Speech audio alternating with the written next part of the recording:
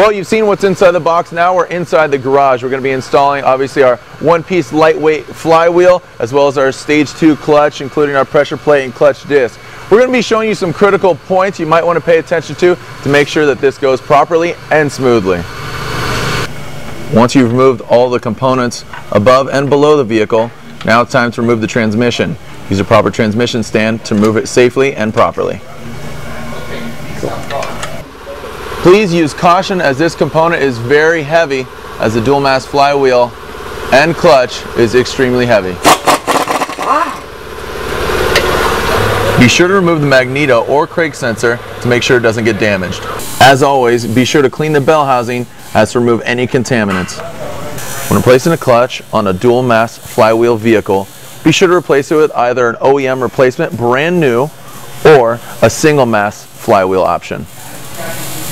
Reason being is the wear and tear and the looseness of the dual mass flywheel could cause clutch failure. Be sure to clean the flywheel bolts. After that, apply red Loctite to ensure that they don't loosen.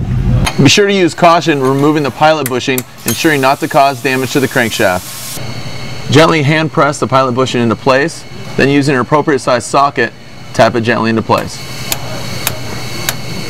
When installing the flywheel, make sure that the dowel pins align properly, that the magneto or crank sensor is in the correct position.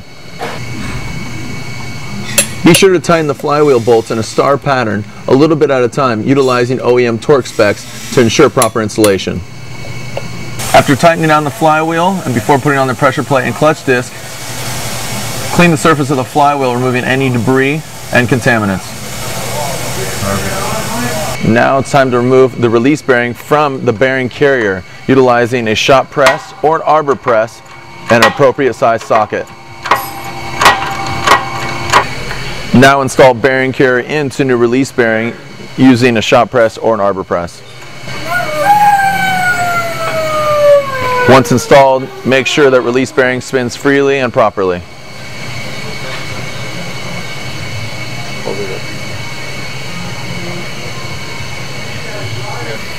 Be sure to clean the bell housing for any contaminants or debris, especially on the input shaft. Wipe down the input shaft, inspecting any damage to the splines. Test fit the clutch disc on the input shaft to make sure that it moves freely. Apply the provided EXEDY lubricant on the nose cone of the transmission bell housing. Now apply provided lubricant on the input shaft. Please remove excess lubricant as it could compromise clutch performance. Also apply a little lubricant to the clutch fork pivot ball. Using more lubricant, apply to the end of the clutch fork. Make sure it moves freely and properly. Remember, a little lubricant goes a long way. Wipe down the surface of the pressure plate to remove any contaminants. Utilizing the provided clutch alignment tool, install the clutch disc to the lightweight flywheel. Go ahead and clean the pressure plate bolts. After doing so, apply a little bit of red Loctite on there to ensure proper installation. Install and fasten pressure plate to lightweight flywheel utilizing OEM torque specs and fasten down in a star pattern.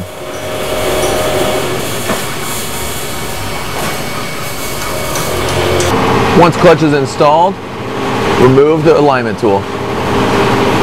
Once the clutch is installed, then you're going to obviously reinstall your transmission, all the necessary parts. Then it's time to hit the road and test that your clutch works properly. Well, thanks for watching this video. As you can see, the installation of the VQ35DE. Now remember, you're going from a dual mass flywheel to a single mass flywheel. It is EXEDY racing clutch, so it is performance. Now remember, 500 miles per break-in, you hear a little bit of noise, but that is normal for this clutch. So then it is ready to take to the track and back, and it's ready to attack. This is Jared Deanna, and I'll see you out there. Take care.